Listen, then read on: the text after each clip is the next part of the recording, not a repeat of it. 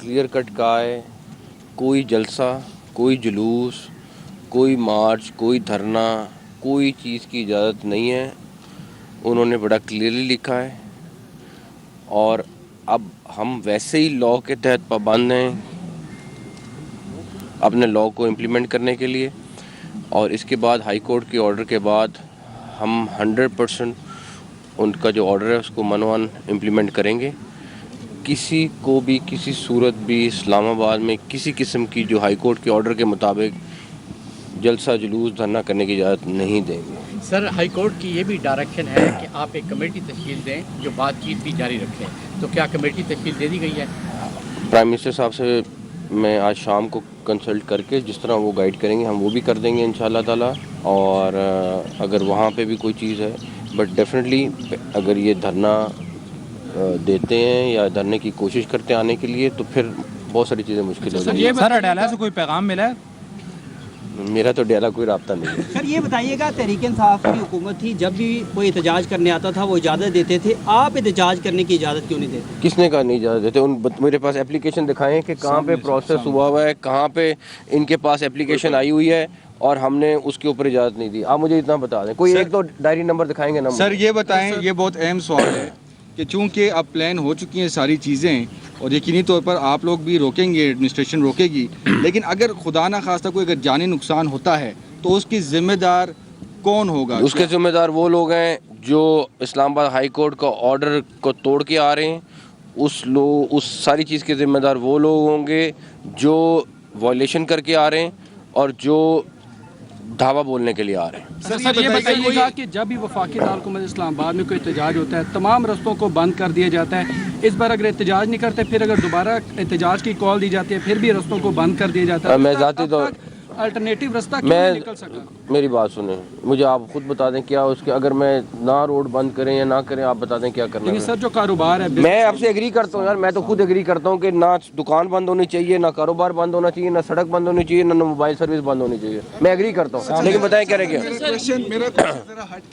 जी, बड़ा चिनार में कल एक वाकया पेश आया, लहू हो गया सर, उसके हवाले से क्या कहेंगे? बच्चे भी उसमें शहीद हुए और देखें इससे ज़्यादा अफसोसनाक वाकया नहीं हो सकता।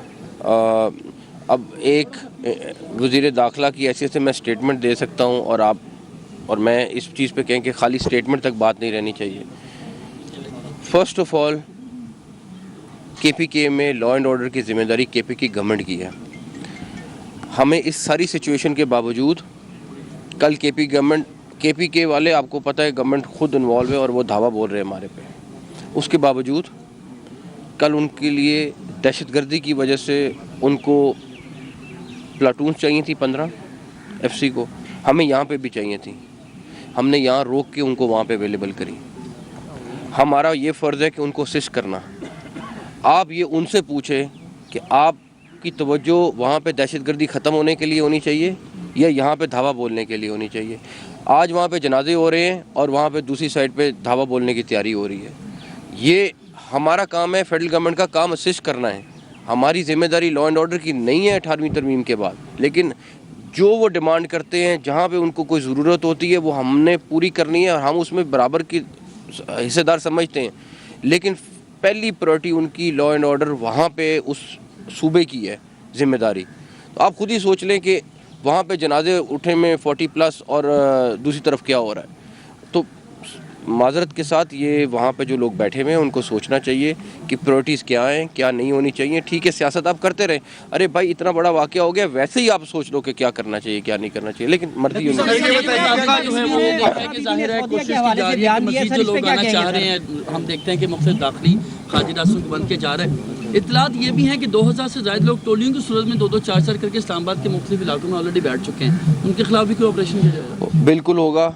जो भी लोग यहाँ 144 की वायलेशन करेंगे, जो भी रूल्स तोड़ेंगे, उस हर एक के खिलाफ ऑपरेशन होगा। सर ये बताइएगा कि बुशरा बीबी ने सऊदीया के हवाले से एक बयान दिया है, वीडियो बयान में आप सबने सुना होगा, तो सर इस पर क्या कहेंगे? मेरा ख्याल है कुछ लोग, मैं किसी को नहीं कहना चाहता, लेकिन कुछ लोग कहीं पे तो अपनी सियासत के लिए आपने अमेरिका बीच में ले आए, आप सऊदी अरेबिया बीच में ले आए, आप हर चीज़ को बीच में ले आए, आपने कहीं पे SCO कॉन्फ्रेंस का लिहाज नहीं रखा, कहीं पे अब बेलारूस का प्रेसिडेंट आ रहा है उसका ख्याल नहीं रखा। मुझे नहीं समझ आती कि खैर लोगों ने फ़ैसला करना है, लोग फैसला करें। मेरा सिर्फ इतना है कि लोग सोचे तो सही कि ये क्या, आपने पहले अमेरिका के हक में भी सुना अभी पिछले दिनों में कि झंडे भी आ गए, जश्न भी हो गए, कि ट्रंप आ गया, सारा कुछ हो गया। उससे पहले अमेरिकी साजिश भी थी ये। मुझे तो ये नहीं समझ आती साल के अंदर कि आप इतने ज़्यादा टर्न्स कैसे ले सकते हैं। तो खुद ये पब्लिक ने सोचना, ये मेरा नहीं ख्याल से मेरा कहना है। एक तबका है जो तमाम वसाइल पर काबिज है और एक तबका ये चाहता है कि जी ये तमाम वसाइल मुझे मिल जाए। तो इसकी जंग में आवाम जो है उनकी ईंट से ईंट बज रही है, मुल्क तबाह हो रहा है। इस पर क्या कहें? देखिए मेरी बात सुने, बात ये है कि आपके लिए, अगर मेरे लिए किसी ने भी कोई आवाज़ उठानी है, उसका एक फोरम मौजूद है, उसका कॉन्स्टिट्यूशन के अंदर भी फोरम मौजूद है, उसके अलावा भी फोरम मौजूद है। आप उसके तहत उठाएं। आप मुल्क को तबाह करने के लिए क्यों कर रहे हैं ऐसे सारा कुछ? सर जी आप आखिर- मुझे ये क्यों लिया जा रहा है? क्या आपकी तैयारियां नहीं है या कि 10 दिन का वक्त किसने लिया? पीटीआई से मौका करने के लिए 10 दिन एक दफ़ा भी ऐसी कोई बात नहीं हुई है। एक दफ़ा भी ऐसी सर कोई ये बात नहीं बताइएगा, बैरिस्टर भवर और अली मीन गंडापुर इनकी जानिब से दूसरी जगहों पर ये भी कहा जा रहा है कि बीच में कोई आर्बिट्रेशन हो रही है और आपने कल कैटेगोरिकली कहा कि किसी किस्म के कोई मुज़ाकरात नहीं। ये धरने अगर और इन्होंने धावे बोलने हैं तो मैं वो शख्स हूँगा जो कहूँगा कि बिल्कुल कोई मुज़ाकरात की ज़रूरत नहीं है, ना होने चाहिए। अगर किसी ने मुज़ाकरात करने हैं तो वो नॉर्मल तरीके से करने वाले, जायज़ तरीके से बात करे। ये कोई तरीका नहीं है कि एक तरफ हम कहें धावा बोल रहे हैं, दूसरी तरफ के हमसे